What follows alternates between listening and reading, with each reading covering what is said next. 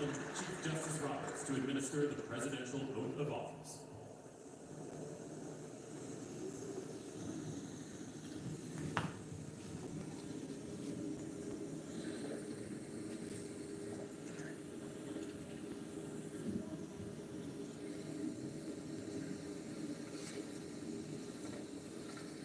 Please raise your right hand and repeat after me. I, Donald John Trump, do solemnly swear. I, Donald John Trump, do solemnly swear That I will faithfully execute. that I will faithfully execute The office of President of the United States. the office of President of the United States And will, to the best of my ability, and will, to the best of my ability, preserve, protect, and defend preserve, protect, and defend the Constitution of the United States. the Constitution of the United States. So help me God. So help me God. Congratulations, Mr. President.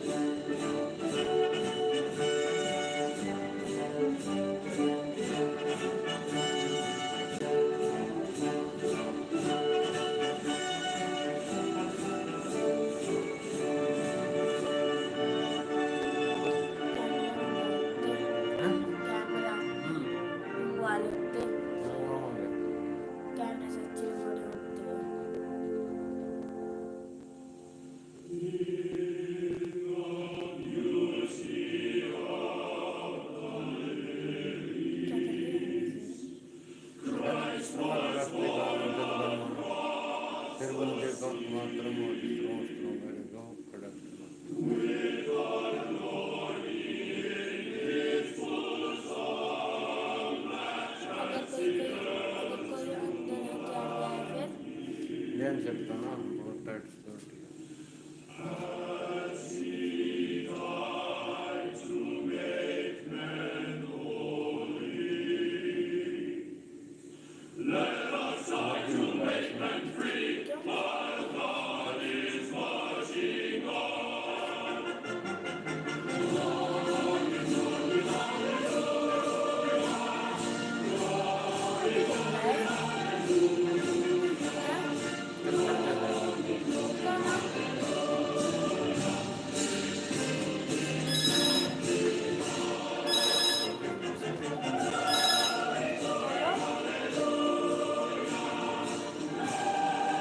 Incoming call from Bindu identified by Truecaller.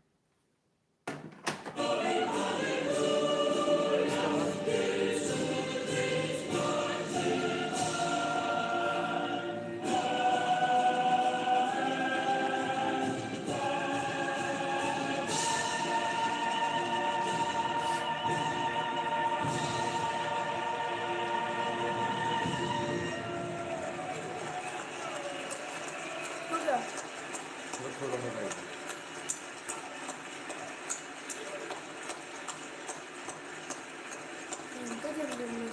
हाँ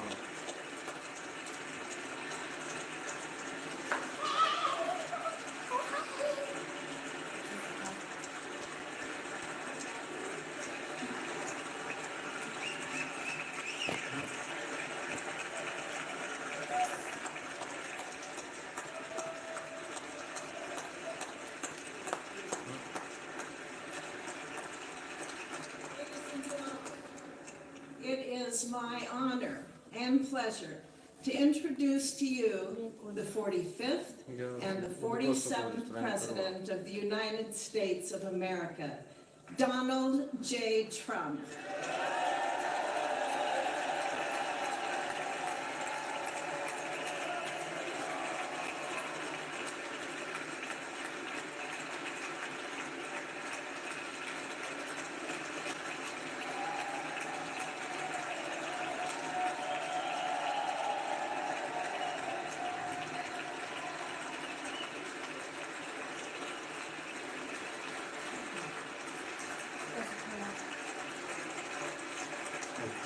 Thank you very much, everybody. Well, thank you very, very much.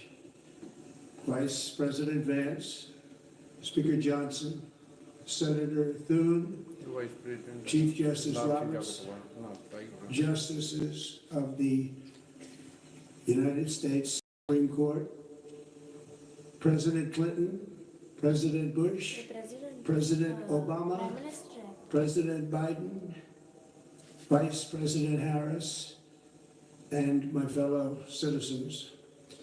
The golden age of America begins right now.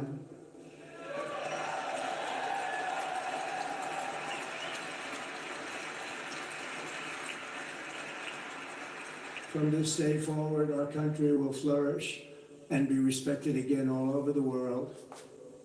We will be the envy of every nation, and we will not allow ourselves to be taken advantage of any longer. During every single day of the Trump administration, I will very simply put America first.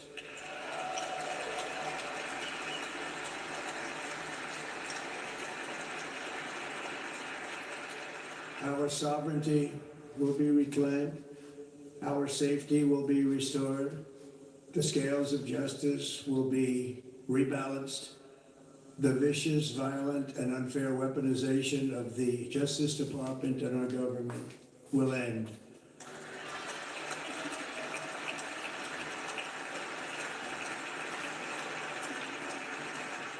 And our top priority will be to create a nation that is proud, prosperous, and free.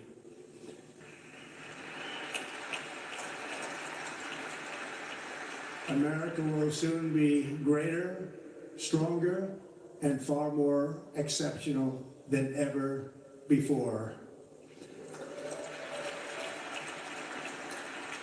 I return to the presidency confident and optimistic that we are at the start of a thrilling new era of national success. A tide of change is sweeping the country. Sunlight is pouring over the entire world. And America has the chance to seize this opportunity like never before. But first, we must be honest about the challenges we face. While they are plentiful, they will be annihilated by this great momentum that the world is now witnessing in the United States of America. As we gather today, our government confronts a crisis of trust.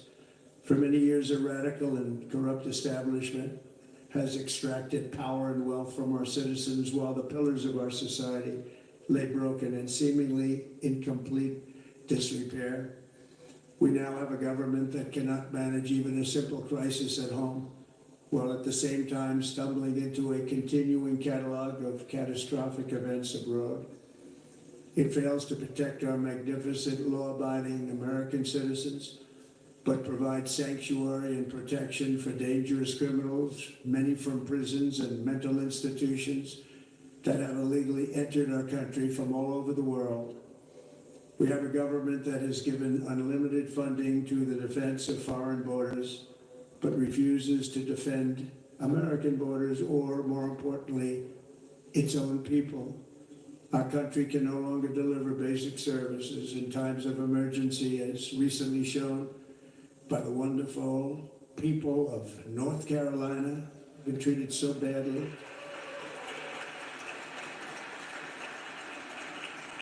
And other states who are still suffering from a hurricane that took place many months ago. Or more recently, Los Angeles, where we're watching fires still tragically burn. From weeks ago, without even a token of defense, they're raging through the houses and communities, even affecting some of the wealthiest and most powerful individuals in our country, some of whom are sitting here right now. They don't have a home any longer. That's interesting. But we can't let this happen. Everyone is unable to do anything about it. That's going to change. We have a public health system that does not deliver in times of disaster, yet more money is spent on it than any country anywhere in the world. And we have an education system that teaches our children to be ashamed of themselves in many cases, to hate our country despite the love that we try so desperately to provide to them. All of this will change starting today, and it will change very quickly.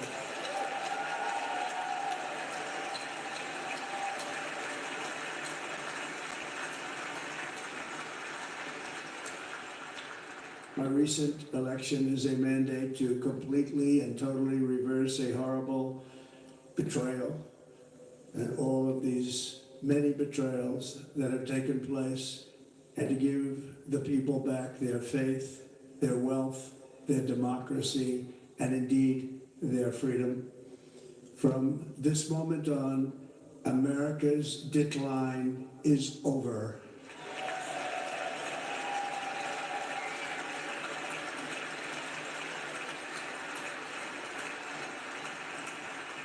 Our liberties and our nation's glorious destiny will no longer be denied, and we will immediately restore the integrity, competency, and loyalty of America's government.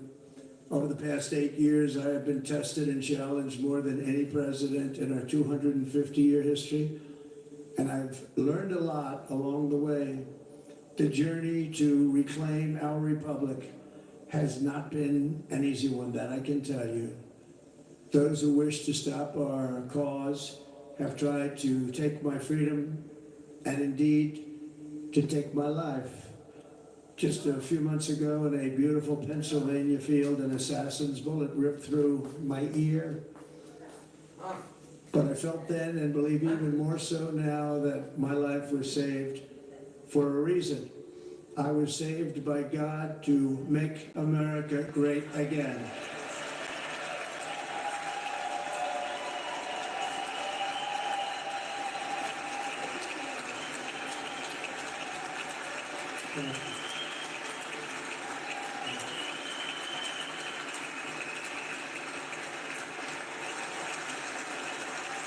Thank you very much.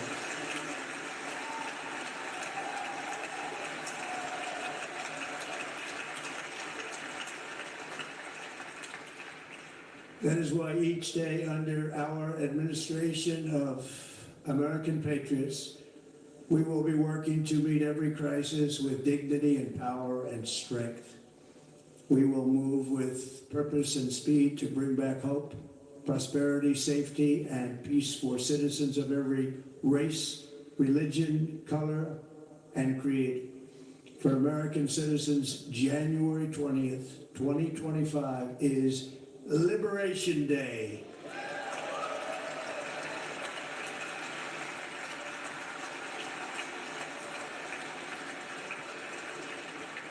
It is my hope that our recent presidential election will be remembered as the greatest and most consequential election in the history of our country. As our victory showed, the entire nation is rapidly unifying behind our agenda with dramatic increases in support from virtually every element of our society, young and old, men and women, African Americans, Hispanic Americans, Asian Americans, urban, suburban, rural, and very importantly, we had a powerful win in all 7 swing states, and the popular vote, we won by millions of people. To the Black and Hispanic communities, I want to thank you for the tremendous outpouring of love and trust that you have shown me with your vote. We set records, and I will not forget it. I've heard your voices in the campaign, and I look forward to working with you in the years to come. Today is Martin Luther King Day, and his honor, this will be a great honor, but in his honor, we will strive together to make his dream a reality. We will make his dream come true.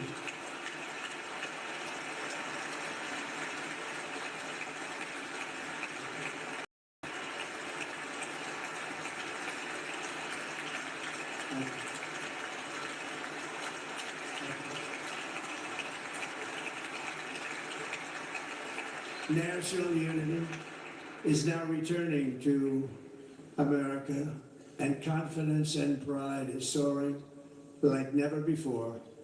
In everything we do, my administration will be inspired by a strong pursuit of excellence and unrelenting success. We will not forget our country, we will not forget our Constitution, and we will not forget our God. Can't do that.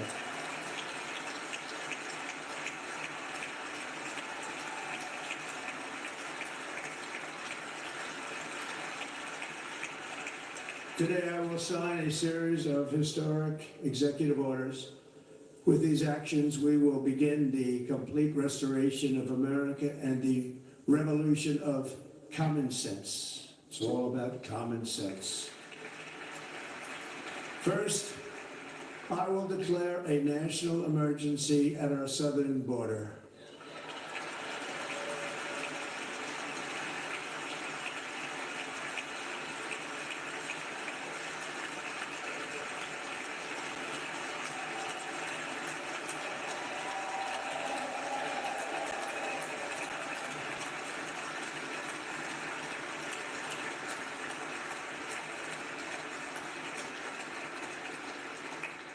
All illegal entry will immediately be halted, and we will begin the process of returning millions and millions of criminal aliens back to the places from which they came. We will reinstate my Remain in Mexico policy.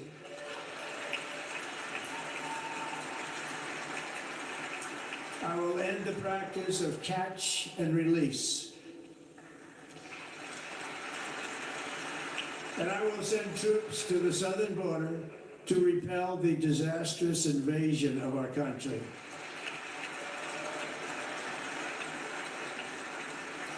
Under the orders I signed today, we will also be designating the cartels as foreign terrorist organizations.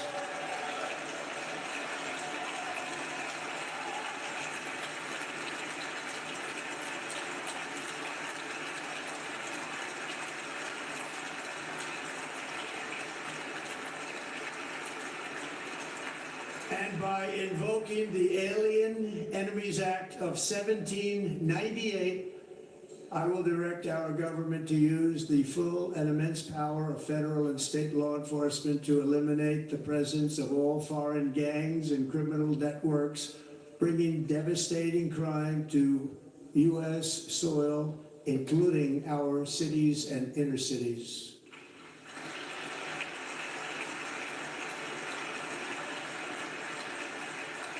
As Commander-in-Chief, I have no higher responsibility than to defend our country from threats and invasions, and that is exactly what I am going to do. We will do it at a level that nobody's ever seen before. Next, I will direct all members of my cabinet to marshal the vast powers at their disposal to defeat what was record inflation and rapidly bring down costs and prices.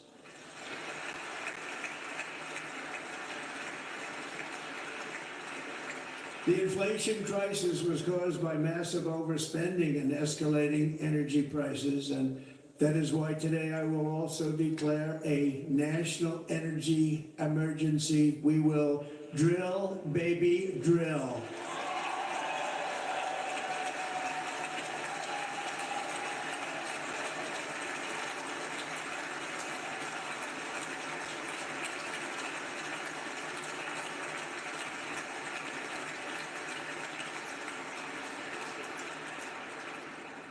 America will be a manufacturing nation once again, and we have something that no other manufacturing nation will ever have, the large amount of oil and gas of any country on earth, and we are going to use it. We're going to use it. We will bring prices down, fill our strategic reserves up again, right to the top, and export American energy all over the world. We will be a rich nation again, and it is that liquid gold under our feet that will help to do it. With my actions today, we will end the Green New Deal and we will revoke the electric vehicle mandate, saving our auto industry and keeping my sacred pledge to our great American auto workers.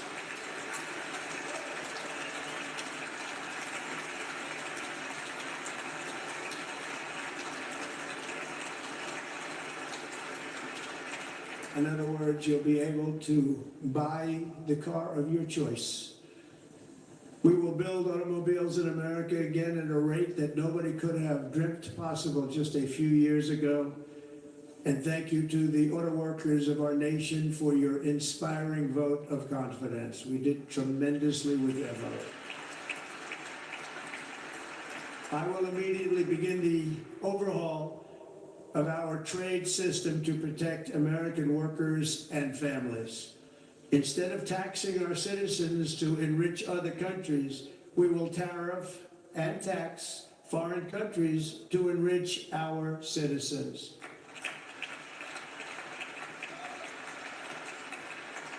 For this purpose, we are establishing the External Revenue Service to collect all tariffs, duties, and revenues. It will be massive amounts of money pouring into our treasury, coming from foreign sources. The American dream will soon be back and thriving like never before. To restore competence and effectiveness to our federal government, my administration will establish the brand new Department of Government Efficiency.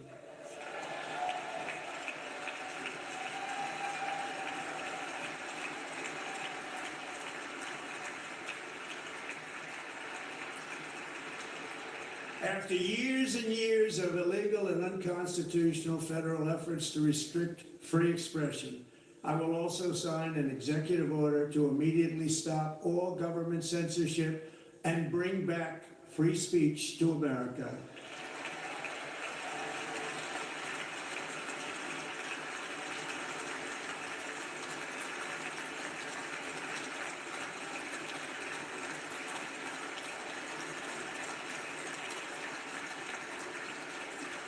Never again will the immense power of the state be weaponized to persecute political opponents. Something I know something about. We will not allow that to happen. It will not happen again. Under my leadership, we will restore fair, equal, and impartial justice under the constitutional rule of law.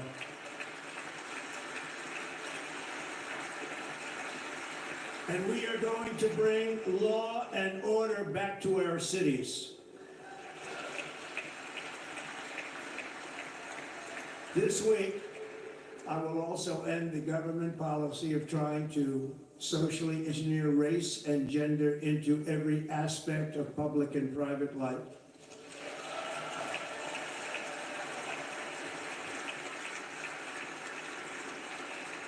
We will forge a society that is colorblind and merit-based.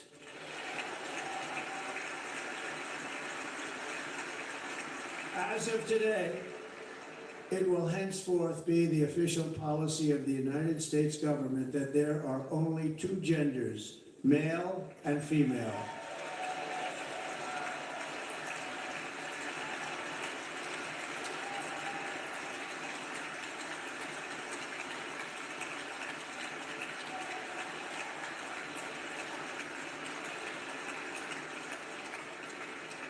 This week, I will reinstate any service members who were unjustly expelled from our military for objecting to the COVID vaccine mandate with full back pay.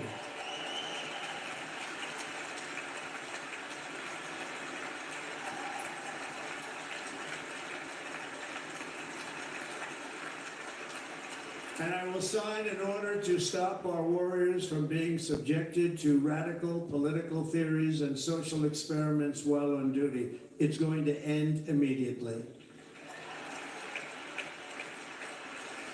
Our armed forces will be freed to focus on their sole mission, defeating America's enemies.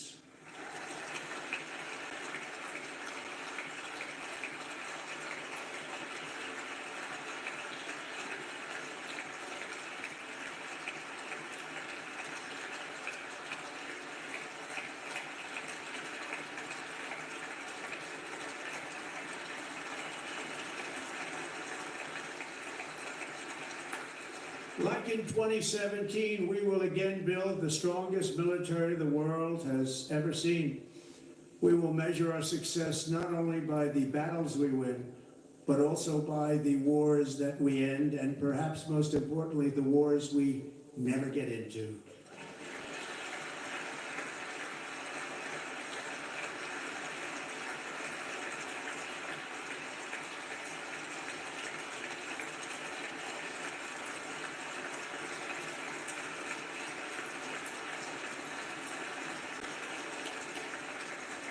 My proudest legacy will be that of a peacemaker and unifier. That's what I want to be, a peacemaker and a unifier. I'm pleased to say that as of yesterday, one day before I assumed office, the hostages in the Middle East are coming back home to their families.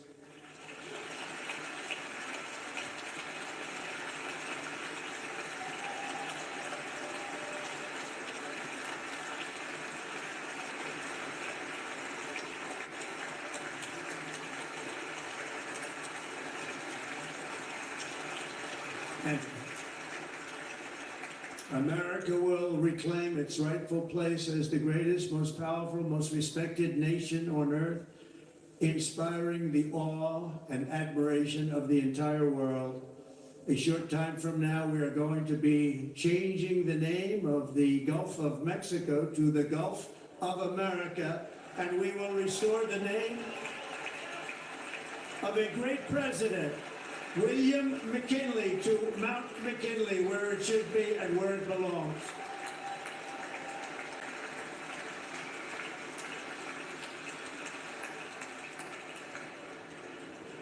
President McKinley made our country very rich through tariffs and through talent. He was a natural businessman and gave Teddy Roosevelt the money for many of the great things he did, including the Panama Canal. which has foolishly been given to the country of Panama after the United States. The United States, I mean, think of this, spent more money than ever spent on a project before and lost 38,000 lives in the building of the Panama Canal. We have been treated very badly from this foolish gift that should have